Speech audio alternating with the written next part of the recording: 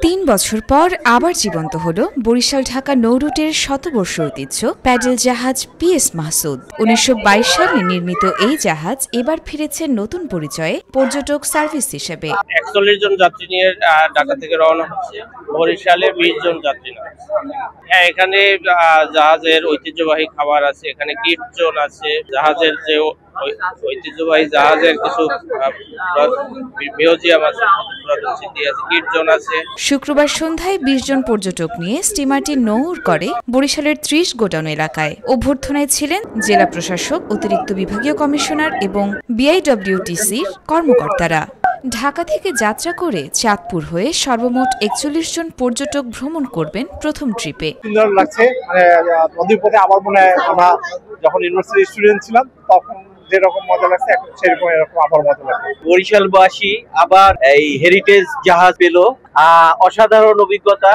বাংলাদেশ যে riverine country, নদীমাতৃক দেশ, আজকে সেটা মর্মে মর্মে অনুভব করলাম এবং ইমোশনাল হয়ে গিয়েছিলাম। যাত্রীরা বলেন, স্টিমারে ভ্রমণ এখনো আরামদায়ক, তবে সময়সূচি ও ভাড়া আরো স্বচ্ছ হলে যাত্রী বাড়বে। বাংলার নদীপথের ঐতিহ্য এই জাহাজটিকে বাঁচিয়ে রাখতে জেলা প্রশাসন নতুন পরিকল্পনার কথা জানিয়েছে। আমরা চাচ্ছি ১০০ বছর আগের যে ইতিহাস ঐতিহ্যের আজকে আপনারা যাত্রীদের কাছ থেকে শুনছেন, ওনারা কিন্তু নদীমাতৃক দেশের একটা অন্যরকম একটা মাত্রায় নিয়ে গেছেন। আমাদের নদীগুলোকে কিভাবে ওনারা পর্যবেক্ষণ করলেন এবং এই ঐতিহ্যটা কিন্তু দেখেন শুধু ভ্রমণ না, খাবার দাবার সবকিছুতে কিন্তু পুরনো ধাঁচের সেই ব্রিটিশ আমলের যে ঐতিহ্য ছিল সেটা ফিরে এসছে। আমরা চেষ্টা করব এখানে যারা আসছেন ওনাদেরকে আমাদের বরিশালের ইতিহাস ঐতিহ্য যা আছে সেই অ্যাট্রাকশন গুলাকে ওনাদের কাছে আবার উপস্থাপন করতে এবং পর্যটন ক্ষেত্রে যাতে এটা কার্যকর ভূমিকা রাখে সেক্ষেত্রে যাতে আমরা জেলা প্রশাসন থেকে চেষ্টা করব এটা যাতে এই জাহাজ এবং আমাদের মেলবন্ধনে, পর্যটনের মেলবন্ধনে আমরা বরিশালকে সারা বাংলাদেশের কাছে উপস্থাপন করতে পারি। ধন্যবাদ সবাইকে।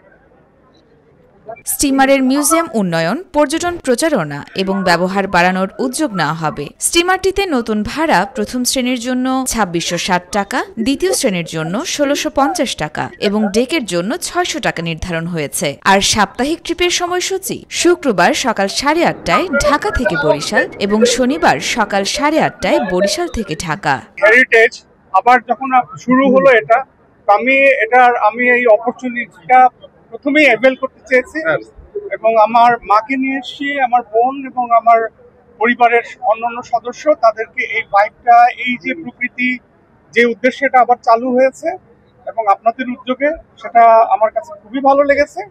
এবং এটা শুধু একটা জার্নি না, একটা ফিলিং, একটা অনুভূতি যার সাথে অনেক কিছুই জড়িত।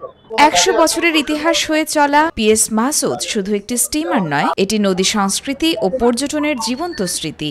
সময় মতো রক্ষণাবেক্ষণ এবং পরিকল্পনায় নতুন স্বপ্ন দেখাচ্ছে দক্ষিণাঞ্চলের নদীপথকে।